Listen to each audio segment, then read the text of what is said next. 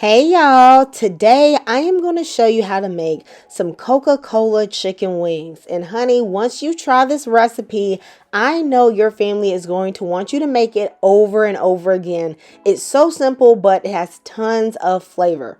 So I have about 1.5 pounds of chicken wings, and into them I'm going to add some white pepper and some salt. I'm not going to add anything else other than that. Now, look. Don't panic. Don't click off the video. We got some more flavors coming. All right. I'm going to let that sit and come to room temperature for about 20 minutes. While that is coming to room temp, I am then going to mince up some garlic. I'm going to take 3 fat cloves of garlic and I'm going to take my aggression out on them. And I'm just going to hit them with a little bottle so that I can peel those skins so easy. If you have some, skinny pieces of garlic, okay, then what you're going to want to do is use about 6 of those. Then I'm going to take my knife and mince up this garlic finely. Let me know in the comments if you've ever used any type of soda, Coke, 7-Up, Sprite, Dr. Pepper, any type in chicken or some other type of meat. And if you have, please let me know the recipe in the comments. I would love to try it. In my skillet, y'all know Sister Mabel, I'm going to be adding some butter and some olive oil. I love the butter for the flavor, and the olive oil keeps it so that the butter doesn't burn. I have my eye on a medium-low heat. Cast iron really heats up really well, so if you cut the heat up too high, it's just going to burn that chicken. I'm going to let this chicken sit for about 4 to 5 minutes while I prepare a sauce.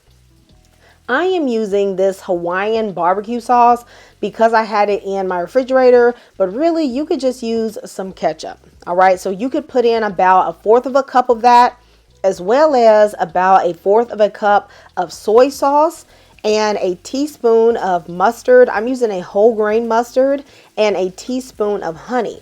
Want to mix that up very well and set that to the side. It has been about 5 minutes and now I'm going to flip my chicken.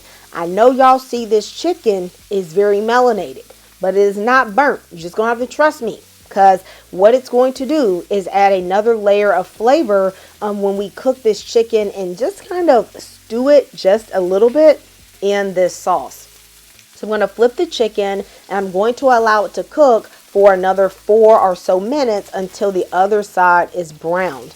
Once that has a nice color as well, at least on most of the sides, I am going to start to scrape up any fond that is developed on the bottom of the skillet. You want to get that up because you don't want it to burn, but you don't want to take it out because it will flavor the sauce.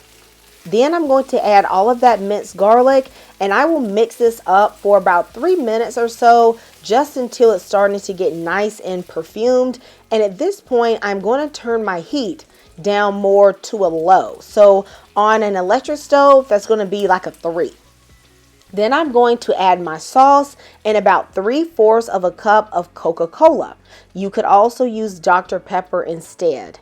Then I'm going to mix this up and I'm going to add a little bit of water to that bowl that I put the sauce in, because I don't want to leave any of that flavor behind. So that's going to end up adding about 1/4 cup or so of water. To step up that flavor even more, I'm going to grate in about 1/2 inch of ginger.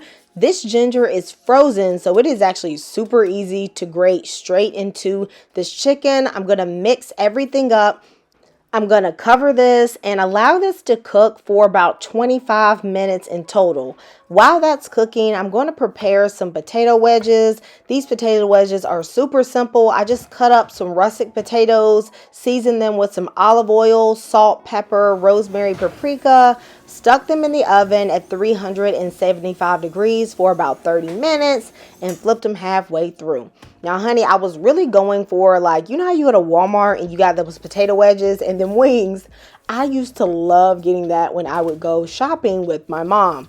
So that is what I was going for today. At this point, my wings have been cooking for about 15 minutes.